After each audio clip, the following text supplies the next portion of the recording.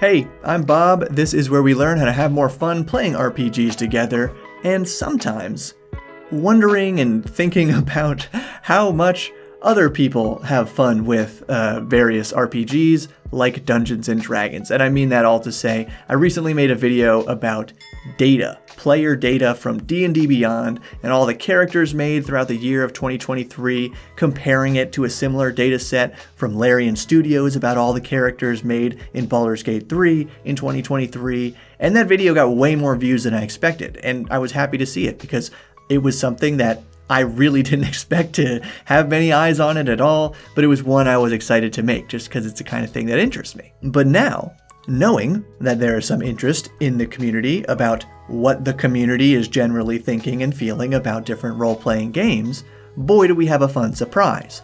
I just watched a clip of this video from Sly Flourish's Lazy RPG talk show. I watch this every week. I definitely recommend that you tune into it as well. But the host, Mike Shea, aka Sly Flourish, just talked about this survey that D&D Beyond put out kind of quietly through, I think, just their Twitter. And it might have been on Facebook, but that's the only place that I was able to find it. And it actually took some digging to even locate the survey. And you can get the general sense of what this is going after from the title of Mike's video.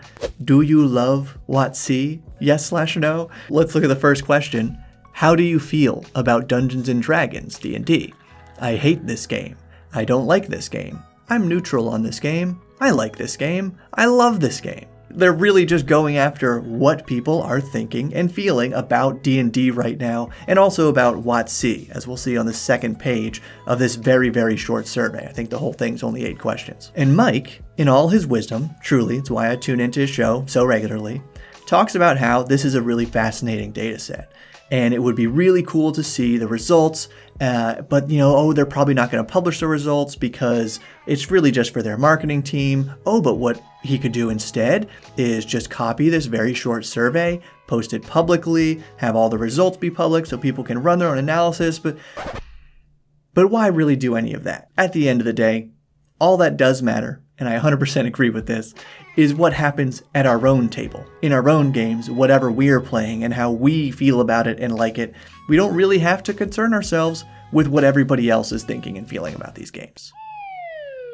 But it is really interesting. I've been fascinated by it. That's why I made the previous video along those lines, and that's why I'm making this one now.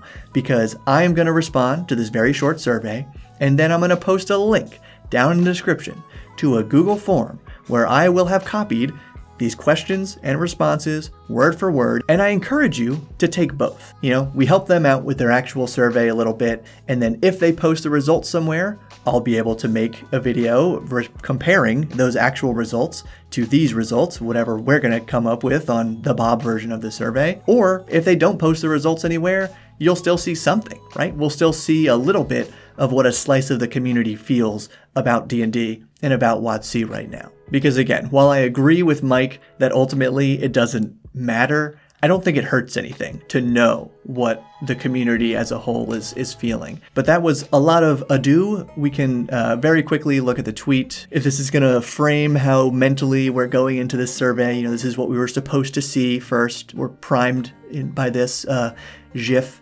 As we celebrate the 50th anniversary of D&D, we want to know what you think about the game with a quick survey. Click the following link to access the survey. Estimated time, 2 to 5 minutes. And that link takes us right here. Okay, thanks for taking a few minutes for our short survey. First, we'd like to ask you a few questions about D&D.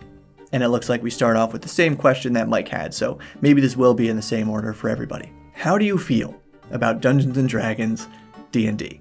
I hate this game, I don't like this game, I'm neutral on the game, I like it, I love it.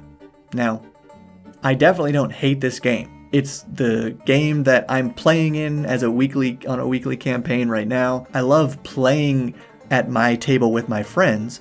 As far as the game goes in general, I think I'm just gonna have to stick with like, because even when I'm reading through the rule books again, I was choosing a subclass and flipping through the different books we have, and I was really unimpressed with the ones in Tasha's. I ended up picking one from Xanathar's that I really liked, but just thinking about how, man, that original 2014 Player's Handbook, that was pretty solid. Like, that really had some of the best stuff in there, and Xanathar's took some things a step up, and then I think Tasha's might have been the beginning of the end in terms of bloat of the game. Anyway, I like it. When was the last time I recommended D&D to someone else? Well, certainly in the past month. If you count all the videos of me that already exist telling people to play Dungeons & Dragons, definitely. But yeah, D&D is still the flagship brand for all of RPGs. I think Professor DM recently made a video about this, about how that can be perceived as a good thing or a bad thing. Ultimately, I just like having some role-playing game in the mainstream already, pulling people in, because that's the best way that they're going to be able to discover the many hundreds or thousands of super niche but awesome RPGs that are out there. And yeah, like I still stand by recommending the starter sets of Dungeons & Dragons as a great way to get in. Now, do I think it's becoming less popular, more popular, or staying the same? I don't think it's becoming more popular right now, because we just had several years of explosive growth, and as I've made a couple videos about before, we are between seasons of Stranger Things right now, which pretty much means a plateau for D&D. So yeah, I think I would just have to go with staying the same. And how do I feel about the current direction of the D&D game? I think I just have to be neutral on it, because well, I did say how even in 2021 when Tasha's came out, we started to get a lot of bloat and stuff that I just don't use. But yeah, I've stopped following the playtests of 1D&D because I just don't feel that interested until it's out there, at least. I don't really know if I'm going to get the new player's handbook. I probably will. I'll definitely get a new starter set if they come out with one in 2024 or 2025, whatever. But like I was just saying, I'm pretty solid with the 2014 PHB when I want to play Dungeons & Dragons. So yeah, to be determined. Next, we'd like to ask you a few questions about Wizards of the Coast, which is pretty interesting, right? This is more pointed. How do you feel about Wizards of the Coast? I hate this company. I don't like this company. I'm neutral on this company. I like it. I love it. And this is tricky because you really have to think about how analogous is Wizard of the Coast to Hasbro. Like, the people at the company, the people creating D&D, I like them. But the company themselves, I hate to be a little negative Nancy, but I feel like I have a negative opinion about Wizard of the Coast these days, frankly. To say I'm neutral would probably be reasonable, because it's not like I'm actively thinking about them negatively. Yeah, I guess I'm more neutral about it. When was the last time you recommended Wizards of the Coast products to someone else?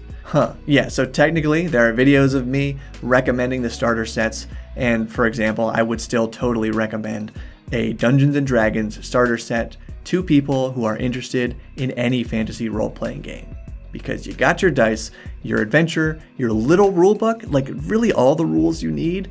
Sometimes pre-gen characters, and the Essentials kit has the DM screen and cards and all this cool stuff, and you can get that whole thing now for $12 or something. Please let me know in the comments if we have a non-Wizard of the Coast product that is just ideal for onboarding people into fantasy RPGs, because I will immediately turn over this leaf and start promoting that one if it seems to be better. But I really think Wizards of the Coast still has that pin. So now, do I think Wizards of the Coast is becoming less popular, more popular, or staying the same? Wizards of the Coast seems to become less popular by the day, and now it's still tough because it's there's no such thing as bad publicity, right? Because it's still their name staying in the zeitgeist. So even though they are making decisions, just recently, Chris Cox talking about how he sees a bright future for AI in Wizards of the Coast products. It's wow, man, the rest of your company is saying how they're so against this, and then it's really weird. It's really just dissonant at this point. But even though their decisions are not popular, it makes people talk about the brand, So in a sense, it's it is maintaining or even increasing their popularity because people are talking about it. And I feel that's what popularity means. But because it is for the wrong reasons, I think I'm going to stick with less popular, because I think that's what they really want to know. Do you like them? Do you not? And how do I feel about the current direction of Wizards of the Coast? So negative, well, strongly negative, negative, neutral, positive, or strongly positive. Yeah, I think I'll just go with negative for this one.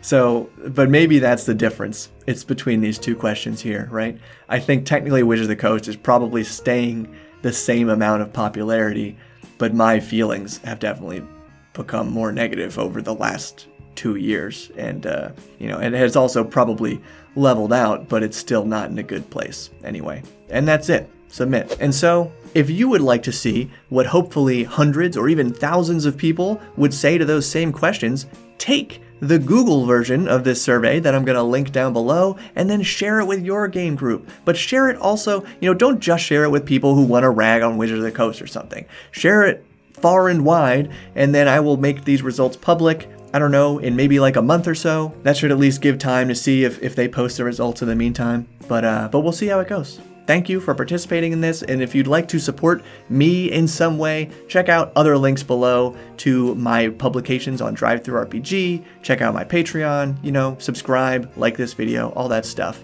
Thank you for your support, and keep building.